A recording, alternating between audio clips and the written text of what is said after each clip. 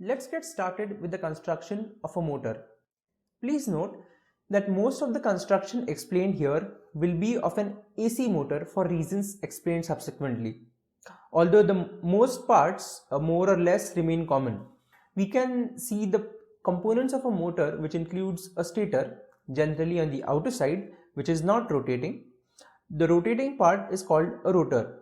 In case of DC motors, we have a commutator as well. The shaft is from where we can extract the desired torque and RPM by coupling our load. The bearing supports the shaft for smooth rotation. A casing houses this entire assembly.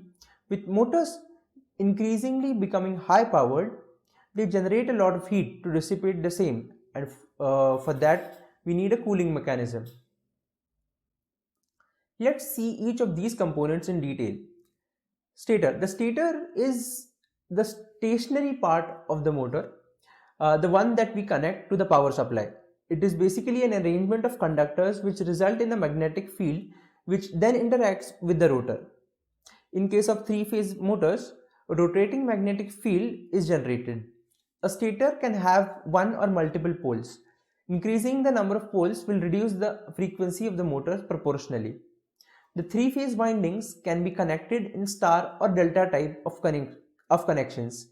The physical arrangement of the three windings is such that each of these three phases are 120 degrees apart. When these are subjected to a three-phase supply, each voltage wave, which is sinusoidal in nature in the three phases, has a 120-degree phase difference. Because of each of the three voltages, we have currents flowing in these three phase windings.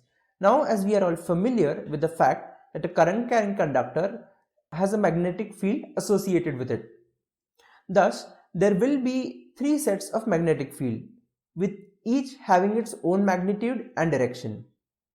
If we take the vector addition of all three fields, vector fields, we have an interesting phenomenon in front of us.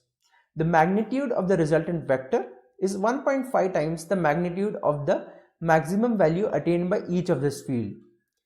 The interesting part remains that this value is a constant during one entire cycle, and thus it will remain for the entirety of its duration.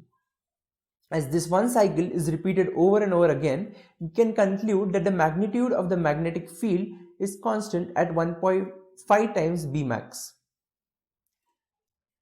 Now, if we are looking for the direction of this vector, the vector traces a path where it rotates around 360 degrees in one cycle.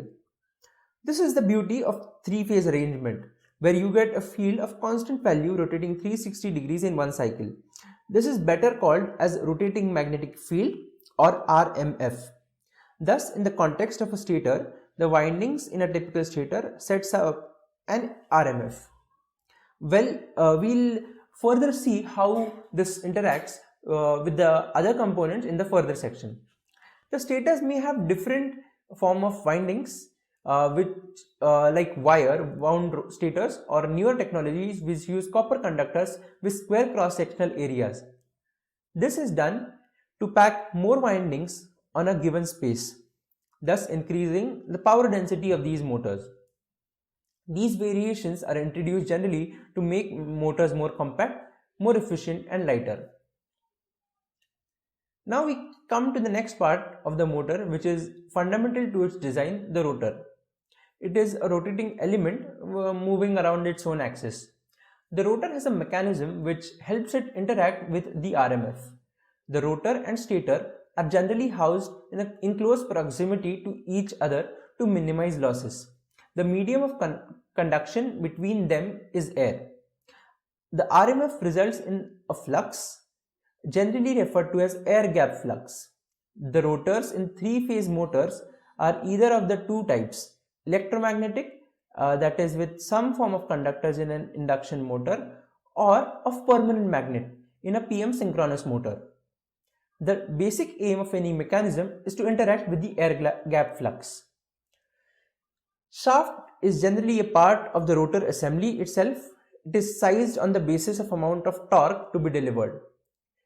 The rotor shaft assembly is supported by the bearings generally on the either side. The entire stator rotor assembly is enclosed in a casing depending on use case. The casing is made of with protection against mechanical and water ingress. In EVs, generally motors above 1 IP67 are preferred pertaining to the harsh operating environment. The motor will be having many losses including copper losses, core losses, mechanical losses, etc. Many of these will get converted to heat.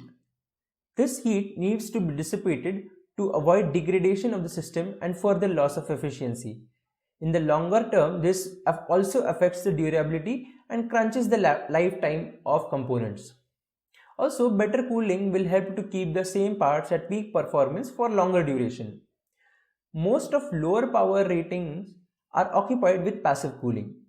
Natural surroundings are expected to cool the component. To enhance this heat transfer, the surface area is increased by adding fins to the outer casing.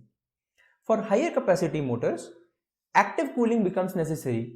Forced convection is generally introduced by adding a fan on the rotor shaft itself. Well, the motors inside the cars where you are breaking world records for fastest production car ever to be made tend to generate heat which requires a liquid cooling setup.